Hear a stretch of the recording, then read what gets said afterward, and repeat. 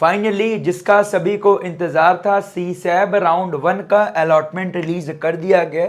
अब करना क्या है, क्या विड्रॉल प्रोसीजर है जिन बच्चों को सीट नहीं लेनी है, जिनको सीट नहीं मिली है उन्हें क्या करना है, विलिंगनेस में सबमिट क्या करना है, फ्लोट, स्लाइड, फ्रीज, उसके अलावा भी ऑप्शन आ रहा है, सब डिस्कस कर रहा हूँ। जिनको सीट मिली है वो भी ध्यान से सुनिएगा, जिन बच्चों ने जो समय पार्टिसिपेट किया था वो भी ध्यान सुनिएगा, जिन बच्चों को फर्स्ट टाइम सीट मिली है, मतलब हर बच्चा ध्यान से सुनेगा।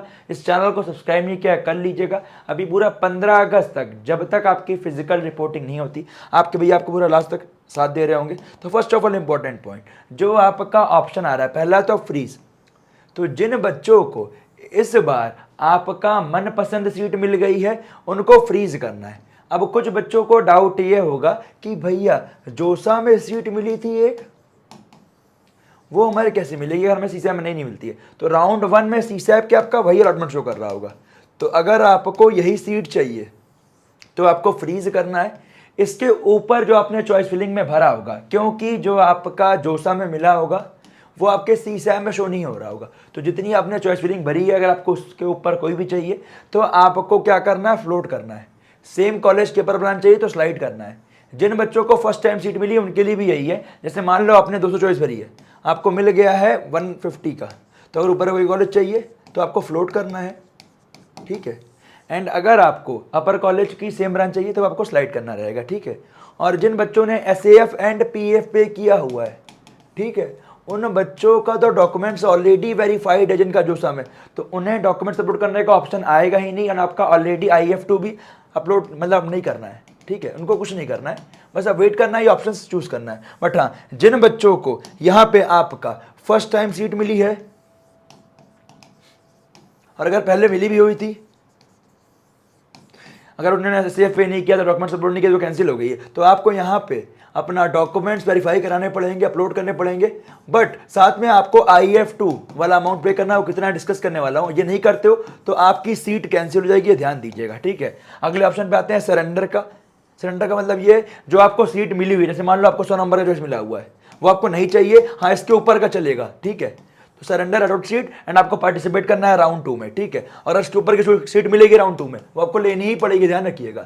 तो ध्यान से ऑप्शन चूज कीजिएगा। अगला ऑप्शन विड्रॉ वाला। विड्रॉ का मतलब क्या है, आपको जो सीट मिली है उसे सरेंडर करना है एंड पार्टिसिपेट नहीं करना राउंड 2 में, तो आपको ये करना है, ठीक है। एग्जिट का मतलब क्या, कोई सीट नहीं मिली है, अगर आपको कोई सीट नहीं मिली है तब करना है एग्जिट। कोई सीट नहीं मिली है और हमें पार्टिसिपेट नहीं करना राउंड 2 में, तो उनके लिए एग्जिट है, ठीक है। ये दो ऑप्शन ध्यान से देखिएगा। विड्रॉल का मतलब क्या, मैं पार्टिसिपेट नहीं करने के राउंड में, सीट नहीं चाहिए। एग्जिट का मतलब यही है, अगर आपको सीट नहीं मिली, ठीक है। और जो आपको ऑनलाइन रिपोर्टिंग करनी है तो आपको ये चूज करना है रिपोर्टिंग, उसमें आपको IF2 पे करना मैंडेटरी है, डॉक्यूमेंट्स अपलोड करना है एंड अगर कोई क्वेरी आती है तो आपको उसे रिजॉल्व करना है। वो आपका 5 अगस्त से लेके चलेगा 7 अगस्त शाम 5 बजे तक, ठीक है। और आपका जो विड्रॉल वाला ऑप्शन है, विड्रॉल और सरेंडर, ये आपका आएगा 8 अगस्त 3 बजे तक, ठीक है। और अगर कोई क्वेरी आती है तो आप 8 अगस्त शाम 5 बजे तक कर सकते हैं, कोई दिक्कत नहीं है। और जो आपका अगला डॉक्यूमेंट्स है 10 अगस्त को आएगा, ठीक है, final.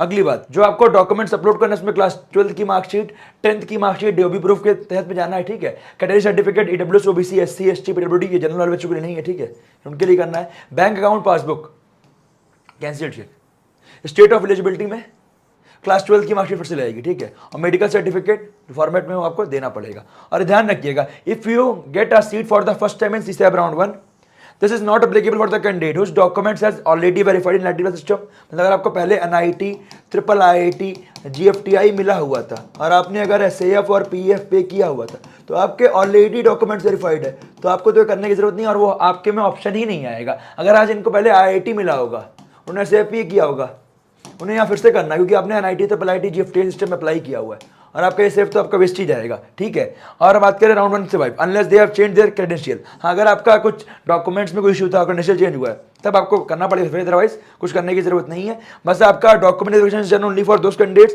Who have successfully paid the IF2।